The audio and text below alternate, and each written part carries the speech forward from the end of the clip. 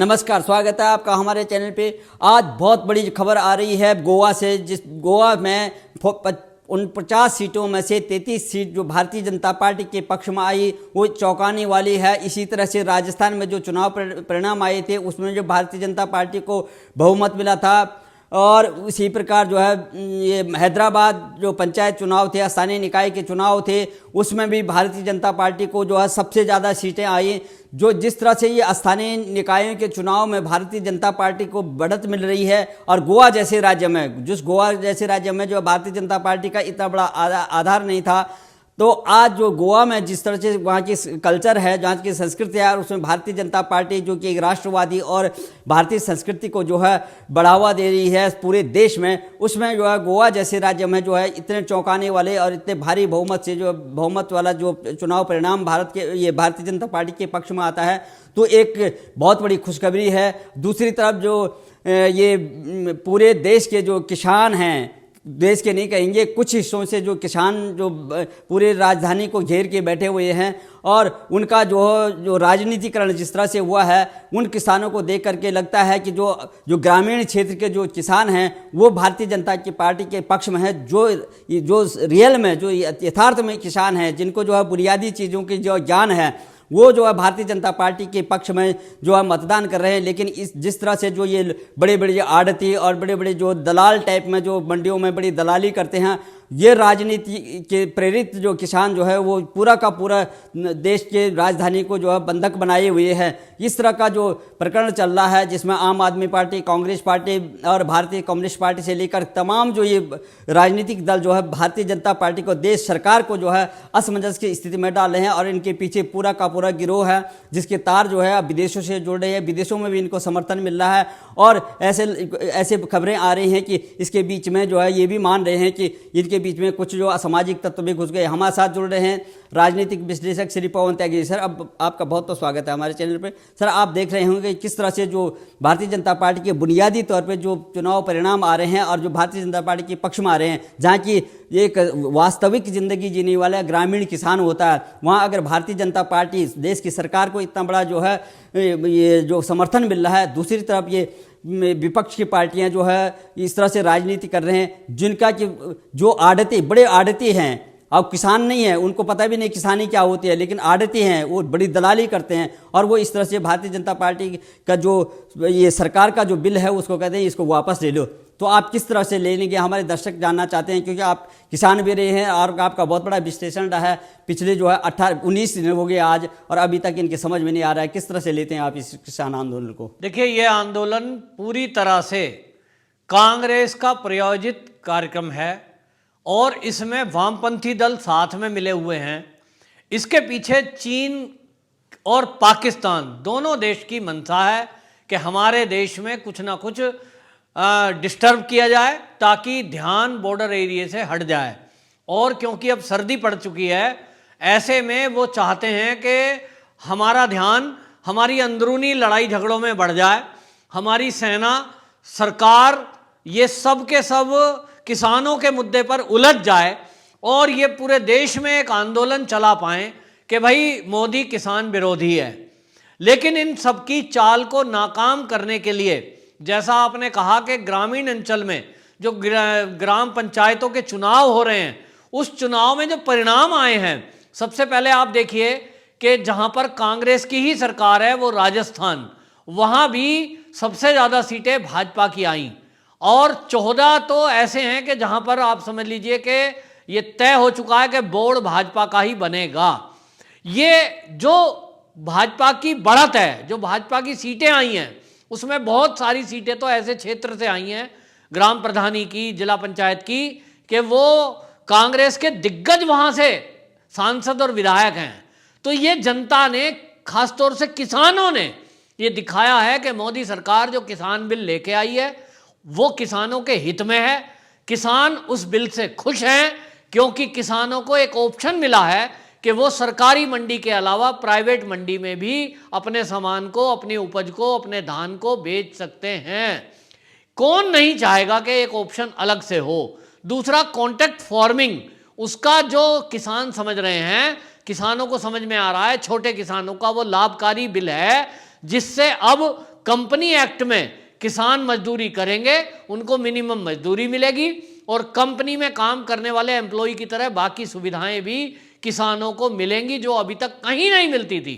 इस बिल से जो उद्योगपति हैं उनको बाउंड करा जा रहा है। लेकिन कांग्रेस जैसा कि हमारे देश के जो भी हित के काम हैं उसमें रोड़ा अटकाती है, और क्योंकि वो चीन को फायदा पहुंचाना चाहती है। चीन नहीं चाहता कि भारत का किसान, भारत के उद्योगपति वो उन्नति करें और दोनों मिलकर के इस देश की तरक्की करें। और इसलिए चीन ने कांग्रेस को कहा और अपनी कम्युनिस्ट पार्टी को कहा कि भाई ये जो है, क्योंकि आप जानते हैं 2008 में कांग्रेस समझौता करके आई है चीन से। अब आपको एक उदाहरण बताता हूं कि आप देखिए चीन के ऊपर, चीन की जो सेना है और पाकिस्तान की, दोनों देशों की सेना बॉर्डर एरिया में, लद्दाख में और पीओके में पूरा बॉर्डर पर बैठी है मौके की तलाश में कि कब वो भारत के क्षेत्र में घुसे। हमारी सेना भी सामने है। अब वो चाह रहे हैं कि यहां से किसी तरह हम इनके क्षेत्र में कब्जा कर लें। जैसे ही हमारी सेना वहां जमावड़ा बढ़ाती है, गोला बारूद बढ़ाती है, ये डिस्टर्ब करते हैं। एक आप देखिए कि जो टीकरी बॉर्डर है, जो सिंघू बॉर्डर है, वहां पे जो किसानों के नाम पर ये खालिस्तानी बैठे हैं, उनकी इसी बात से आप समझ लीजिए कि एक दिन आता है कि जो अंबानी है, मुकेश अंबानी, वो घोषणा करता है कि मैं 5G टेक्नोलॉजी अब लॉन्च करने वाला हूं भारत के अंदर। आपको बताऊं, जैसे ही ये घोषणा होती है उसी दिन शाम को और अगले दिन ये जो किसानों के नाम पर आंदोलनकारी बैठे हैं कम्युनिस्ट, यहां नारे लगाते हैं कि हम 5G का बहिष्कार करेंगे, हम अंबानी का बहिष्कार करेंगे। क्यों भाई? चीन का 5G आएगा तो आप कुछ नहीं बोलोगे। चीन का 5G तो चाहिए आपको। जो हमारे देश का कोई उद्योगपति अगर 5G टेक्नोलॉजी को विस्तार कर रहा है वो आपको नहीं चाहिए। क्यों विरोध कर रहे हो? चीन को फायदा पहुंचाने के लिए। आप कह रहे हो कि हम रिलायंस फ्रेश में नहीं जाएंगे लेकिन अमेजोन से सामान मंगवाएंगे। क्यों भाई? अमेरिका की कंपनी को तो फायदा पहुंचाओगे लेकिन भारतीय उद्योगपति का अगर कोई उद्योग है उसका बहिष्कार की घोषणा कर रहे हो। आप कहते हो कि हम जो है, जो मोबाइल फोन है रिलायंस का जियो मोबाइल है, इसका बहिष्कार करते हैं, लेकिन आप एप्पल फोन सब रखेंगे। अगर आप विदेशी सामान का बहिष्कार करने की बात करो तो आपका मतलब फंडा तय है कि जो भारत के उद्योगपति हैं इनका आप बहिष्कार करोगे और जो विदेशी हैं उन उद्योगपतियों का आप स्वागत करोगे, क्योंकि चीन को फायदा आपको पहुंचाना है। यही कल्चर है कि वो अमेरिका को फायदा पहुंचाना चाहते हैं कांग्रेसी, और कम्युनिस्ट लोग चीन को फायदा पहुंचाना चाहते हैं।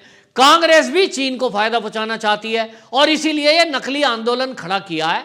आपको बताऊं इसके पीछे की साजिश, एडवांस में बता रहा हूं कि ये जो कांग्रेस है, जो कम्युनिस्ट है, इनकी एक सोच है कि यदि, अभी मैं टीवी डिबेट में सुन रहा था कि कोई एक किसान आंदोलन का नेता बोल रहा था कि अगर खालिस्तानी किसान आंदोलन में घुस गए हैं, अगर वो पाकिस्तान जिंदाबाद के नारे लगा रहे हैं, अगर वो खालिस्तान जिंदाबाद के नारे लगा रहे हैं और अगर वो कह रहे हैं कि मोदी का कत्ल करेंगे, तो फिर जो हमारी सुरक्षा बल हैं वो उनको मारते क्यों नहीं?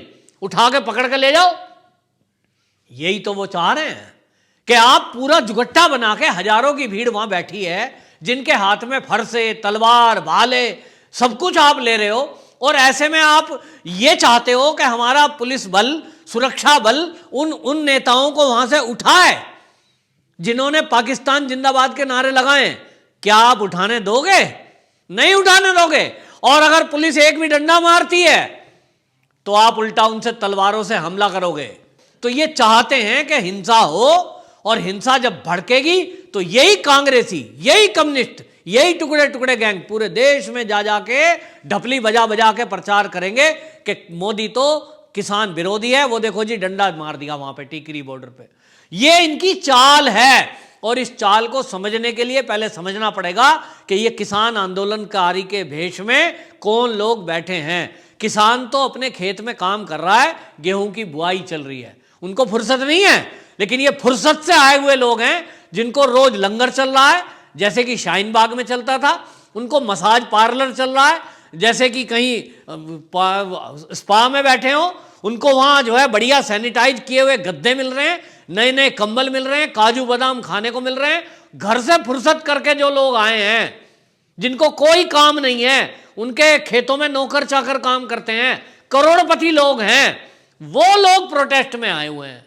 कोई आम किसान जो मेहनत मजदूरी करके अपना पेट भरता है, वो 15-18 दिन घर से बाहर नहीं घूमेगा, आपको बता दूं मैं। और इसलिए 30 के लगभग संगठन, किसानों के संगठन ऐसे हैं जो केंद्रीय कृषि मंत्री से मिले और उन्होंने कहा कि हमारा समर्थन सरकार को है, मोदी सरकार को। हम इस बिल से खुश हैं, आप इस बिल में कोई भी बदलाव ना करें, केवल कुछ छोटे मोटे बदलाव जो करने हैं वो आप एमएसपी को लेकर मुद्दा जो है उस पर आप बदलाव करिए, ये बिल वापस नहीं लेने हैं। और इसलिए केंद्र सरकार ये समझ रही है कि 30 संगठन जब फेवर में हैं, 2-4 संगठन अगर विरोध कर रहे हैं और उनके पीछे उनकी सोच दिखाई दे रही है कि वो खालिस्तानी सोच लिए बैठे हैं, तब सरकार बिल वापस क्यों ले? आपको मैं बता दूं, बीजेपी के महासचिव अरुण सिंह ने दावा किया है कि 99% किसान ये सरकार के साथ हैं। ये केंद्रीय मंत्रियों से जा जाके मिले हैं, राजनाथ सिंह व्यक्तिगत रूप से मिल रहे हैं, सारे मंत्री कह रहे हैं कि अगर आपके दिमाग में कोई प्रश्न उत्तर है, कोई डाउट है, हम आपको क्लियर करके देंगे।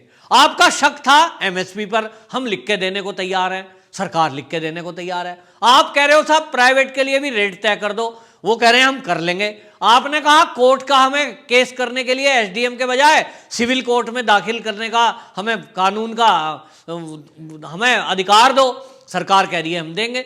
जो मांग जायज हैं वो सरकार अमेंडमेंट कर रही है, लेकिन आप जो है ये कहेंगे कि नहीं हमें तो हटना ही नहीं है, हमें तो दिल्ली को घेरना है, ये अराजकता है। और इस अराजकता का जवाब ये चुनाव में मिला है, जहां की राजस्थान में आप देख लीजिए, असम में देख लीजिए, 14 में से 9 सीटों को बीजेपी ने जीता है, गोवा में जीत लिया, हैदराबाद में जीत लिया। ये बता रहा है कि किसान मोहर लगा रहा है मोदी सरकार के लाए गए किसान बिल पर, और इसलिए सरकार का हौसला बढ़ा हुआ है।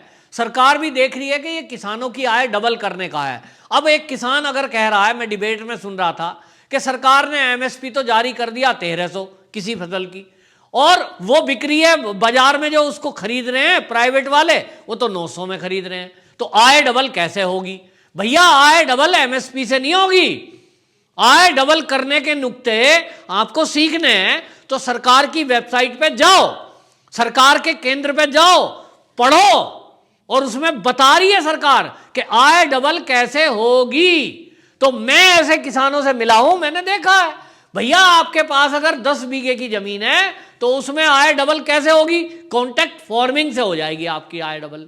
अभी आपको साल में अगर 10 बीघे जमीन से 50,000 रुपए साल के मिलते हैं, सारी फसल बोने के बाद 10 बीघे में लगभग इतना ही मिलता है जो ठेके पे लेते हैं। वो आप जब कॉन्ट्रैक्ट फार्मिंग के जरिए किसी कंपनी को कॉन्ट्रैक्ट करोगे तो वो 50,000 के बजाय आपको 1 लाख रुपए देगा। ये आपका डबल हो गया। ये कंपनी देगी, गांव का ठेका गांव वालों को दोगे वो उतना लाभ नहीं देगा जितना एक आपको कंपनी देगी, और इसीलिए सरकार कह रही है डबल करेंगे। दूसरा, आप जो ये गेहूं है, गन्ना है, इस खेती के अलावा आप और भी खेती करिए, सब्जी लगाइए, आप जड़ी बूटी लगाइए, शहद पालन करिए, मधुमक्खी पालन करिए, तो बाकी चीजें भी करने के लिए गवर्नमेंट प्रोत्साहन दे रही है, इस बिल में उसका प्रावधान है। तो आप जो है नई चीज को लागू करोगे ही नहीं, नई तरफ जाओगे नहीं, सरकार की बात सुनोगे नहीं, अपनी अड़बंदी में रहोगे, तो फिर कैसे चलेगा? आप कहोगे साहब गन्ने का रेट रखो 500, और उसके बाद सरकार कहो जी सरकार ही से खरीदे। भाई सरकारी मिल है कितनी? प्राइवेट मिले हैं। अब प्राइवेट मिले अगर 500 रुपए क्विंटल गन्ना खरीदेगी, मान लो गवर्नमेंट कह दे ठीक है भाई ले आओ, तो आपको पता है कि फिर वो चीनी क्या भाव मिलेगी? सारे देश में जनता चीनी जो यूज करती है वो चीनी 2-3 गुने रेट पे हो जाएगी, 200 रुपए किलो चीनी बिकेगी। प्राइवेट कंपनी वाला कहेगा भैया गवर्नमेंट ने जबरदस्ती करी है। तो गवर्नमेंट को सरकार चलाने के लिए सबका संतुलन करना पड़ता है, खाली किसानों का नहीं सोचना, उसको बाकी देश का भी सोचना है। फिर भी किसान इस बात को जो समझ रहे हैं वो मोदी सरकार के इस बिल पर मोहर लगा रहे हैं। और इसी का परिणाम है जो आपने बताया शुरू में कि गोवा के परिणाम, राजस्थान के परिणाम, मध्य प्रदेश के परिणाम और आपके आसाम का परिणाम, हैदराबाद चुनाव का परिणाम। ये जो चुनाव आ रहे हैं भाजपा बढ़त बनाए हुए है सभी में। ये बताता है कि देश के किसान भी बढ़ चढ़कर मोदी सरकार को ही वोट कर रहे हैं क्योंकि वो इस बिल से खुश हैं। बिल्कुल, गोवा से तमाम देश में जो स्थानीय निकाय के जो ग्रामीण क्षेत्रों से जो परिणाम आ रहे हैं भारतीय जनता पार्टी के पक्ष में, सरकार के पक्ष में, वो चौंकाने वाले हैं। और सबसे बड़ा हिस्सा जो है जो किसानों का है वो ग्रामीण अंचल में बसता है, वो लोग समर्थन कर रहे हैं। ये 1% जो ये किसान हैं, जो किसानों के नाम पे जो दलाली करते हैं, वो शहरों में रहने वाले हैं। और अगर पता लगे यहाँ पे अगर इसका जो है विश्लेषण किया जाए और इसका इंक्वायरी हो तो इसमें कई भाड़े के जो है किसान बन के बैठे हुए हैं जो कि पूरे देश की पूरी राजधानी को ब्लॉक करके बैठे हुए हैं। तो सबसे बड़ा जो परिणाम जो आ रहा है, जो समर्थन मिला है, वो गाँवों से आ रहा है। आप बहुत अच्छी तरह से हमारे दर्शकों को बता रहे थे, उन किसानों को बता रहे, लेकिन वो किसान समझ रहे हैं, लेकिन जो बॉर्डर पर घेर के बैठे हैं उन दलालों को समझ में ये आने वाला नहीं है। आपने बहुत अच्छी तरह से हमारे दर्शकों को समझाया। बहुत बहुत धन्यवाद आपका।